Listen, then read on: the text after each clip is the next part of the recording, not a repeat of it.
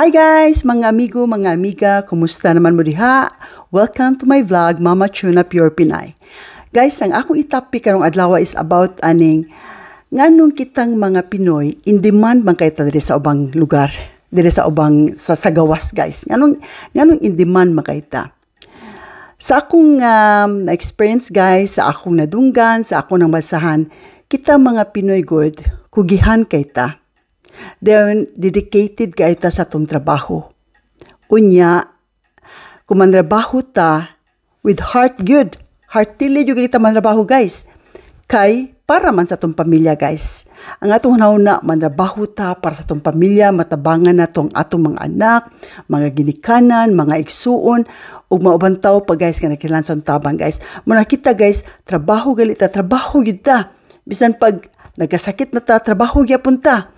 Walay tamad-tamad guys, pasanatan din sa gawas guys, diba guys?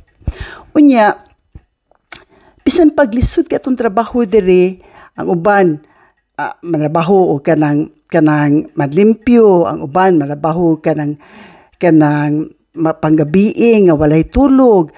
Unya, bisan gali kita giri guys, manabaho ta guys, naglimpyo tas kusilas guys, lipay na kay ta guys, diba? Kay para lang yun makatabang ta sa itong pamilya. Unya, bisa pag-unsa pa'y trabaho dire, ato yung trabahoon guys, no? Di ta mauwaw yun ba nga, ato ipakita ba nga, naninguha yun ang trabaho mo na ang kanang mga taga-diris gawas guys. Ganahan ka nila sa mga Pinoy, ganahan ka nila nato, kaya nga no, kugihan man kay ta. Mag-unipermin ako madunggan sa mga news guys, sa mga interviews, sa mga kanang boss bitaw nga nung ganahan sila aning mga Pinoy. Kaya kita lagi kuno kugihan kay ta, then dedicated kay ta sa tong trabaho.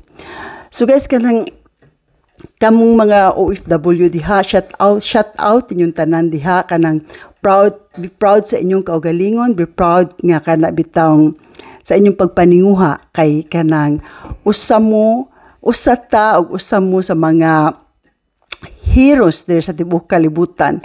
Kaya ngano, bisag unsa pa'y atong trabaho diri, bisag unsa pa'y ipatrabaho sa ato, basta limpyo lang siya, lipay na kay tastanan niya, proud kita tastanan, no? Kay para yun na sa atong pamilya.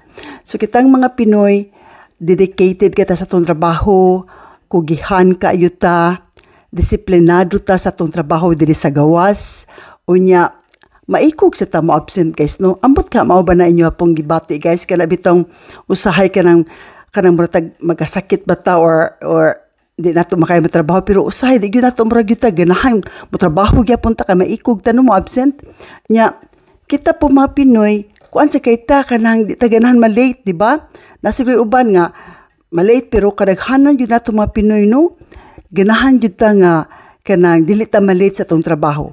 Mao sad ba mo guys, inana sad ba mo guys nga di sad mo malate guys, kay kanang kadaghanan diri sa akong makaila, sa akong mga kaubas trabaho, kuan mi guys kana bitawng kuan kay mi sa trabaho ba nga kinahanglan kanang on time, din kinahanglan kana bitawng magkugi, kinahanglan kanang ang trabaho limpyo gyud. Unya mo gyud na siya guys, no?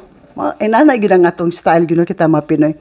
So, unsa inyo mga experience da guys, kamo mga OFW karon nga nasa gawas, kanang unsa man inyo mga experience diha, please comment para makaistorya po ta ani about aning topic, kay kanang kuan sa kay ni siya kanang isip OFW, if isip nga nata diri sa gawas, nindot sa inyo sa nga mag-istorya ta about ani ba.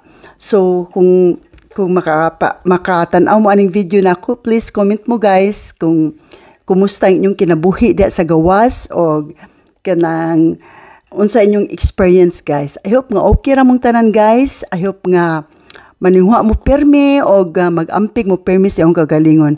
Guys, daghan salamat sa iyong pagtan-aw sa akong video guys, o I hope nga magkita-kita pa ta sa next na akong video guys. See you guys on my next video. Thanks for watching. Thank you guys. Bye.